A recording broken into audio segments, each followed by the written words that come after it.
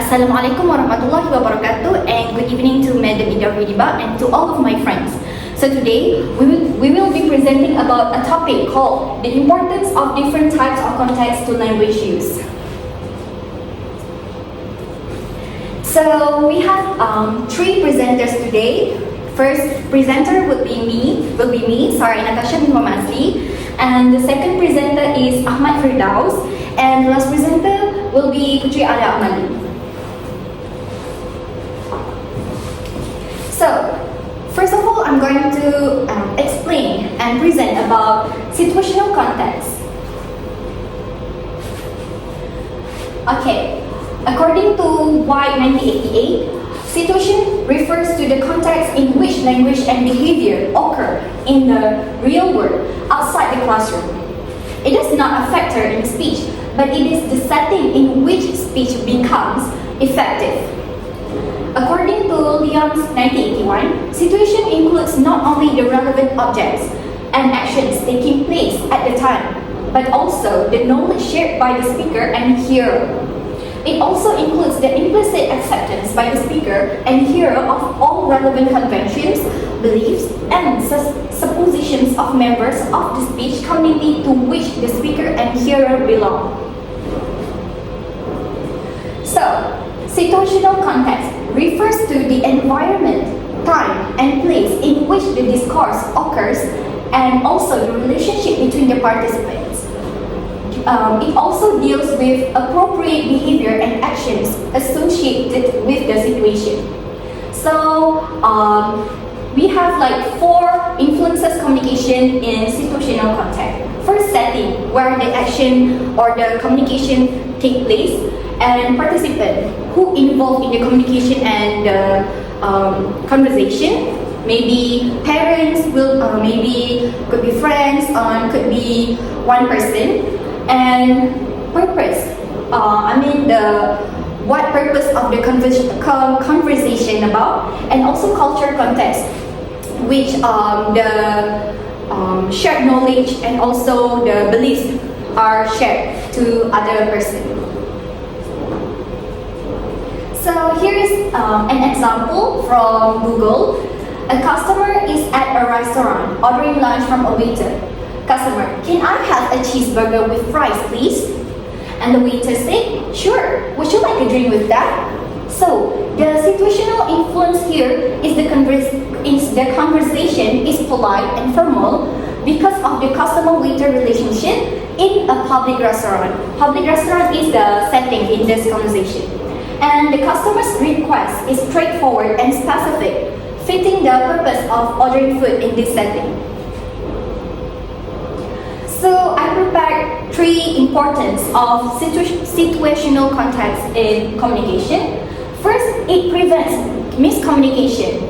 Misunderstandings happen when the situational context is ignored or misunderstood. For example, sarcasm may be missed or taken literally if the context does not support it.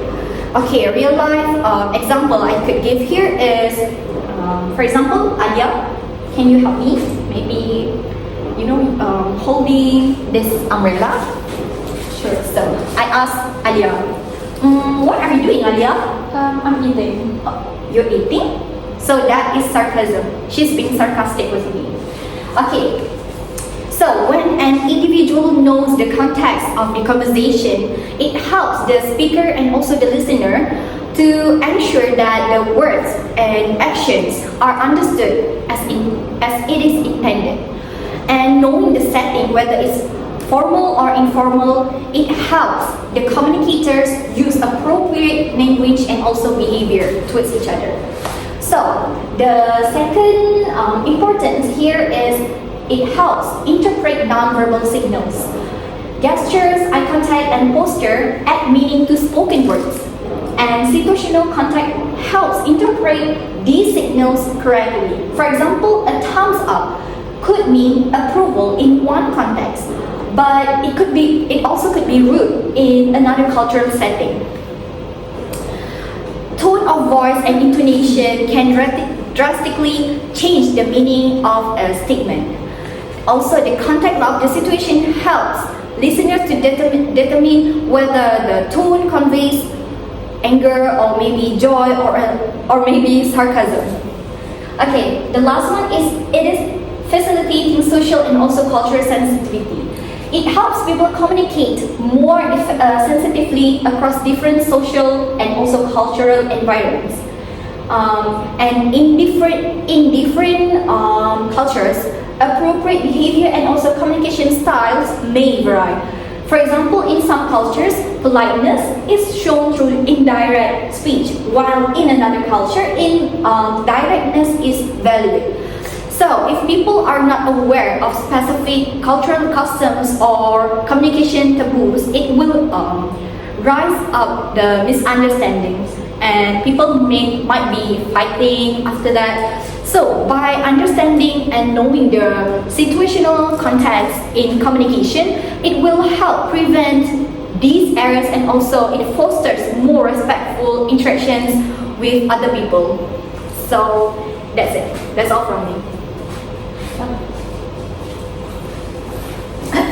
Okay, the second one is interpersonal context. Okay, so what are the definition of interpersonal context and communication? According to Wikimedia Foundation 2022, interpersonal communication takes place between people who are interdependent and have some knowledge of each other.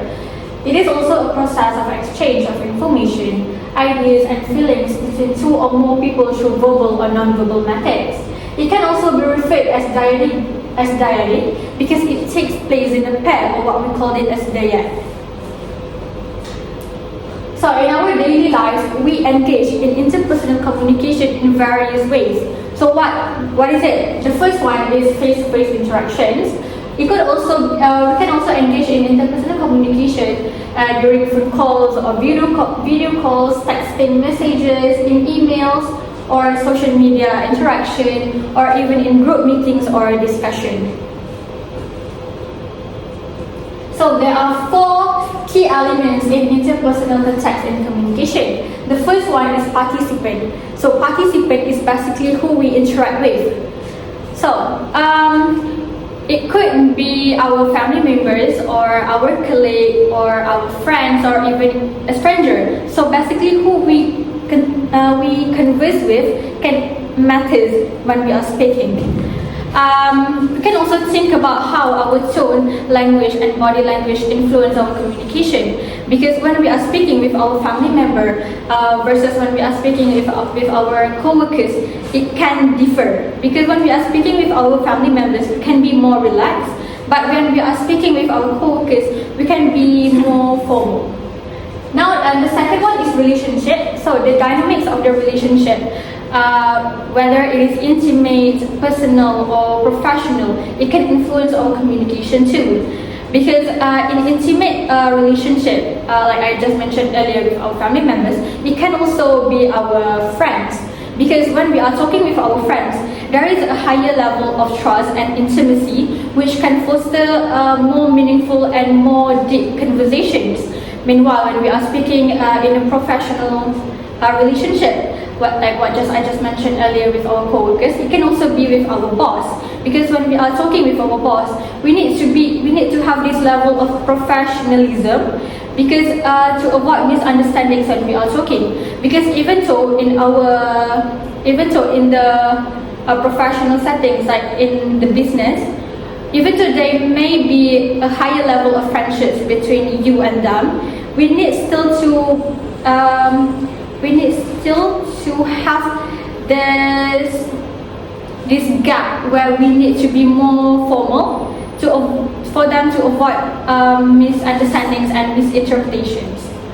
And then the second one is the setting. The setting is basically where you are can affect your flow of communication. For example, there is this physical environment. For instance, when you are in a noisy place or in a crowded space, like for example, in a coffee shop, your communication might be more brief and straight to the point. But in a quiet or in a private settings, like in your home, when you are talking with someone in your home, you tend to have a more deeper conversations because you will listen more attentively to what they are saying. There is also the formality of the setting, which means that in a business meeting, the way you speak, your language must be more structured and more polished for them to have a higher understandings of what you are saying. And then the last one is social norms and rules. Social norms are basically the unspoken rules of behavior that guide how you interact with others. Because in some cultures, for example, when you interrupt someone when you are talking, it might sound rude. For example, I would say in Japan, when you are interrupting someone and you are interrupting them, you might sound rude. But in some cultures like the United States, when you are interrupting them, it might signal your engagement or your enthusiasm with them. So it very widely depends on the culture of the person you are talking with.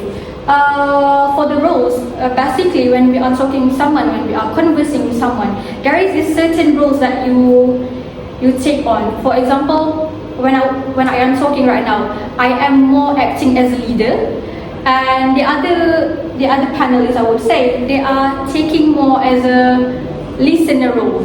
So when you are talking, there is a certain role that you would take when you are conversing with someone.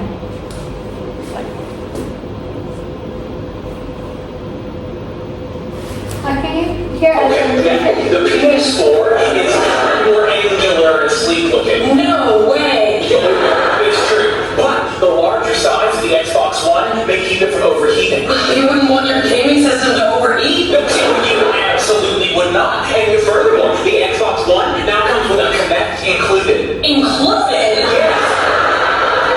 Not sold separately. Okay, so this video shows an example of how interpersonal communication works, and this scene I took it from the Big Bang Theory.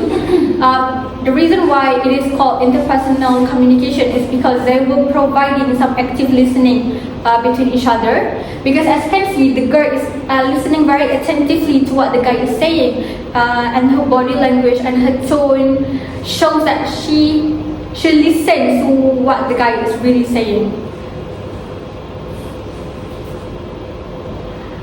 Okay, next I will show you the importance of interpersonal context of communication. Okay, so the first one is it can enhance the communication clarity and understanding. So understanding interpersonal context can ensure clear and accurate message delivery. Because when we are talking with someone, it's not just about the words we choose, but it is also about how you tailor your message to fit the specific participant or a specific setting the conversation took place. And so if you do not consider the context, our message might be misunderstood or misinterpreted. So for example, I would say when you are giving a critique or a feedback to a friend, this is when you are giving a critique to your co-worker. When you are giving critique to a friend, you can be more brave, you can be more straightforward, you can be as harsh as you can, and the other person will never misunderstood what you are saying. But when you are giving a feedback to your co-worker, if you do not say it in a more careful manner, they might misunderstood what you are saying and they might be hurt by what you say. So that is what it means by tailoring your message to fit the other person. Also, non-verbal cues such as our body language and our tone can also play a key role in ensuring clarity. So by tailoring our message, we can ensure that our messages can be delivered clearly and be received accurately.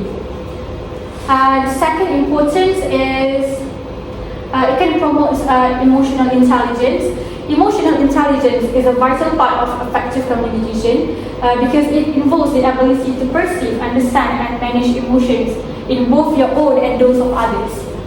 So by recognizing the emotional situation, it can help you respond more appropriately, fostering deeper connections and improving communication. For example, I would say when your friend is having a bad day, so instead of jumping straight to solution, instead of giving a solution to your friend straight away, you might as well listen to what the other person is saying, to what your person is saying, or by showing some body language like nodding or maintaining eye contact with them, so that they know that you are listening to what they are saying instead of giving them the solutions right away.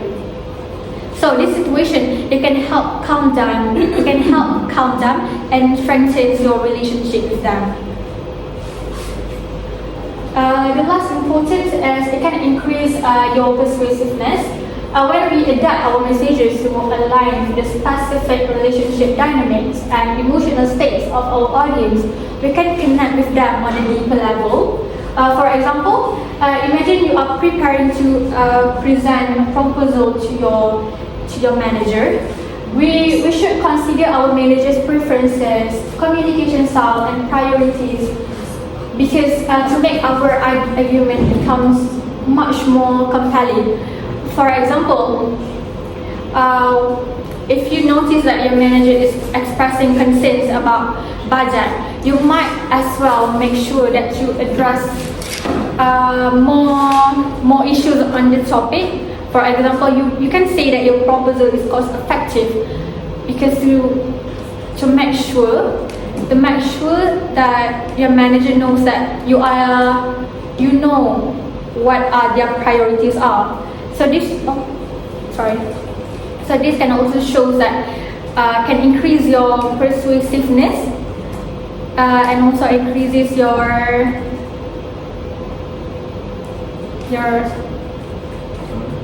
it can also increasing the likelihood of achieving your goals. Yeah.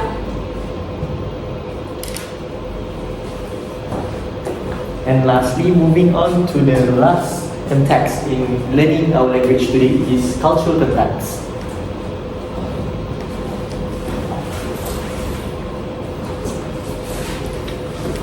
Cultural context refers to the values, beliefs, norms, and practices that shape the way language is used within a particular culture. It includes factors such as the traditions, customs, social norms, and historical background. According to Kadarisman 2005, language is a mirror of the culture. Language does not exist in a vacuum, which is in our circle only.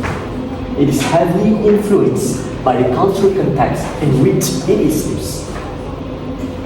Different cultures may have unique interpretation of words, phrases, and idioms. We can compare between Malay culture and American culture in many contexts. Next one. Example of cultural context. The first one is language variations. Language is deeply embedded in cultural context. Regional dialects, idiomatic expressions, and the meanings of words can vary greatly across cultures. I'm going to give one example, which is the first one is about English idioms. Break a leg. In Western cultures, they interpret it as wishing someone good luck. In cultural context, in Tibetan culture, this idiom is understood as a positive wish to counteract superstition. It is believed that wishing someone good luck directly brings bad luck. But in cross-culture issues, which is totally different from our culture, we can compare that in culture unfamiliar with Western, telling someone to break a leg might sound malicious or confusing, as they may interpret it literally as wishing harm. They will interpret it as breaking, please break your leg, like that. So the importance of understanding this cultural context. Communication in cultural context it will ensure that our understanding will help avoid misunderstandings in our communication. The next one. Our cultural communication can be divided into two stages, which is also two parts. The first one is non-verbal communication. The next one is intercultural communication. I'm going to explain about the non-verbal communication. Non-verbal communication explains more about the culture shapes non-verbal cues such as gestures, our body language, and our facial expressions, which are integral to our communication. For example, the thumbs up gesture may signal approval in some cultures, but be considered offensive in others. Understanding these nuances helps avoid miscommunication. Just imagine when American and Japanese is having a meeting, when the American use their thumbs up and giving a reaction towards Japanese presentation, the Japanese may misinterpret that the thumbs up may feel like, oh, this is like very rude. You are not supposed to give any expression or any use of audience. But Americans use that thumbs up as to give a good meaning. The next one is intercultural communication. Intercultural communication refers to the communication between people from two different cultures, according to Shen and Starosta, 1998. Cultural values and norms in English value direct communication, which is in the United States, and Japan prioritize indirect communication. For example, when American is having a meeting, when they are speaking directly towards Japanese society, they will have a direct eye contact. The American will use the direct eye contact to give a hint to Japanese that they are maintaining a focus towards Japanese presentation. But Japanese may misinterpret that the American is giving like something a bad hint towards their presentation. Moving on.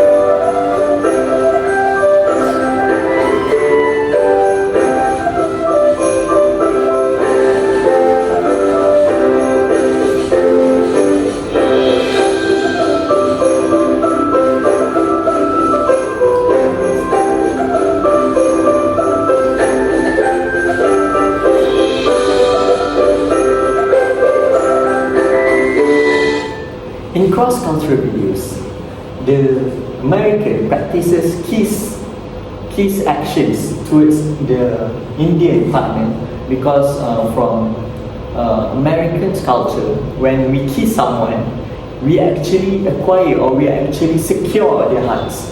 While in Indian culture, it is rude to kiss someone when you are just meeting them. The next video is about intercultural communication. 13, we're still not playing Halo. Hey, fine, we'll just play one-on-one until he gets back. One-on-one? We don't play one-on-one, we play teams, not one-on-one. One-on-one. The only way we can play teams at this point is if we cut Raj in half. Oh, sure, cut it far enough. There's a big one where he came from. Cross-cultural is about comparison between two cultures that are totally different, while intercultural is two culture is maybe different, but not all elements is different. Such as in these videos, the boy use one-on-one terms, which is in American terms they use teams. Last one is about the importance of cultural context in our language learning. The first one is influences our communication. Cultural norms, language and customs affect how people express themselves and interpret messages. The influences of communication can cause misunderstandings if cultural context not taken into communication account, especially cross-cultural situations. The next one is affects interpretation of text and media. Cultural context informs how literature, media, and art are produced and received. Historical and social settings influence meaning and significance of work. Recognizing this context enriches understanding. In this context, we can relate with the actions of someone's culture. The last one is facilitates better relationships. In both personal and professional relationships, awareness of cultural differences can promote empathy, respect, and cooperation that will reduce the chances of conflict and misunderstanding by acknowledging and valuing diverse perspectives. The cultural context actually playing a significant role because when we understand the cultural context, we may understand that various cultural contexts may provide a different interpretation of someone's actions or words. So, I think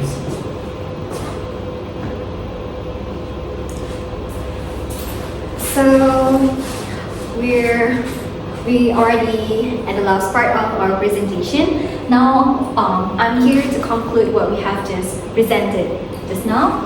So situational communication helps individuals adapt their language, tone and behavior to the context, ensuring that messages are understood clearly and appropriately.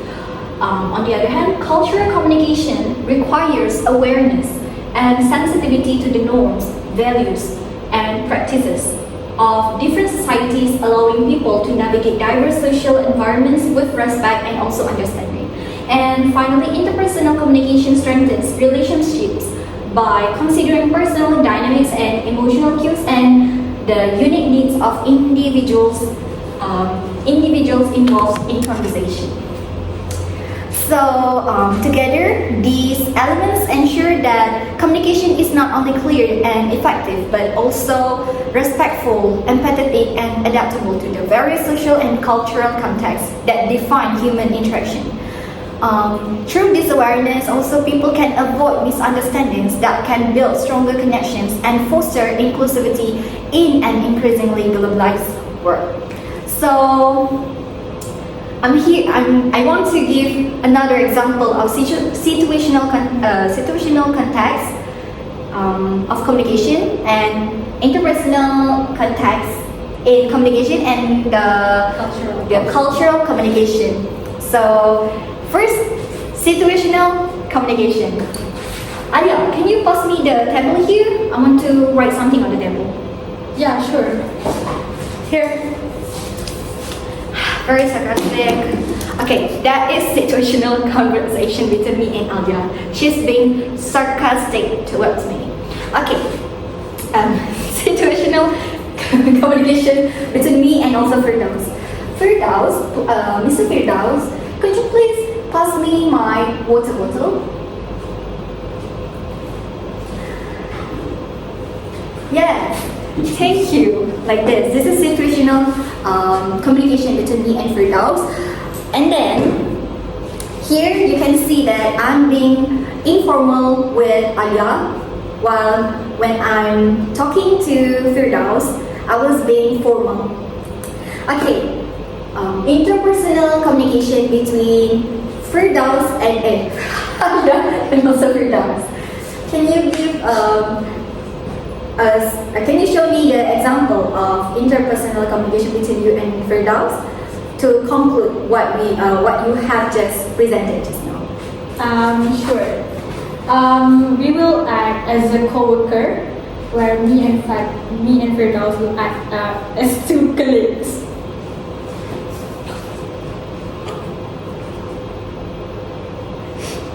Alia, how are you, Alia? I am fine, Mr. Firdaus. Oh, Miss Alia, how about our work together? When we will discuss our presentation? I think we can discuss the proposal. Oh, thank you, Miss Alia. That is the example for interpersonal communication.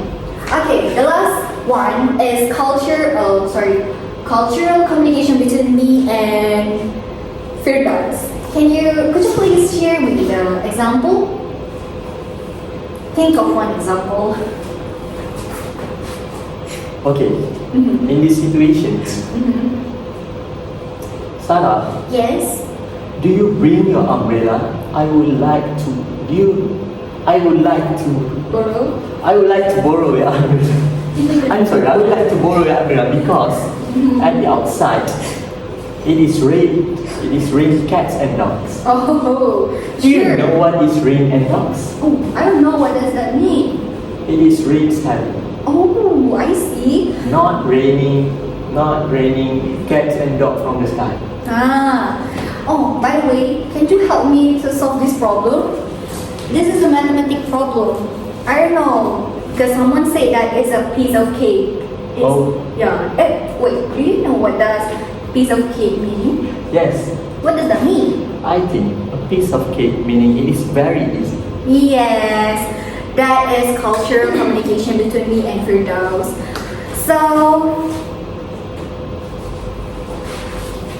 So here are our references that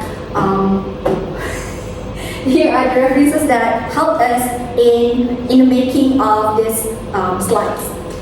We have 8 references, and you can go through these 8 references yourself. So that is all from us. Thank you so much for listening. Thank you, madam, and our friends. Bye. Bye. Bye. Thank you, madam. Thank you.